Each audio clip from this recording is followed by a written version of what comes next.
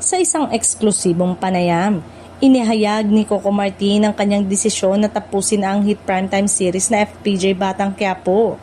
Ayon sa aktor, naramdaman niyang narating na ng karakter na si Tanggol ang sukdula ng kanyang kwento. Naramdaman ko na hanggang dito na lang, sabi ni Coco. Ginalaw ko na yung mga characters at ramdam ko na hanggang dito na lang yung takbo ng buhay ni Tanggol sa Quiapo. Anya pa, tila eto na ang pinakasukdulang dulo ng karakter. Eto na siguro yung pinakasagad na dulo ng tatakbuhin ni Tanggol. Ipinakita ng aktor na bukod sa kasiyahan sa pag-arte, may hangganan din ang bawat kwento at karakter na binibigyang buhay niya.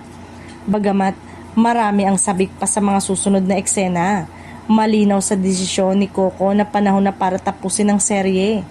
Nilinaw niya na hindi ito dahil sa kontrobersya o issue sa production kundi isang natural na daloy ng kwento na naaayon sa karakter.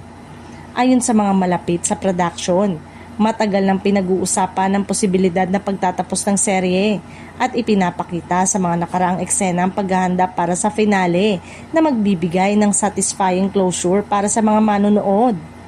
Sa kanyang pahayag, pinasalamatan din ni Coco ang buong cast at crew, pati na rin ang mga manonood na sumusuporta sa serye mula umpisa. Ang lahat ng ito ay dahil sa kanya. Walang mas nakakatuwa sa akin kundi makita ang kasiyahan ng audience, dagdag pa niya. Bagamat magwawakas na ang Batang Quiapo, tiniyak ni Coco na patuloy siyang maghahanap ng mga proyekto na magbibigay ng bagong hamon sa kanya bilang artista. Para sa kanya, ang pagtatapos ng serye ay simula pa rin ng panibagong kabanata sa kanyang karera.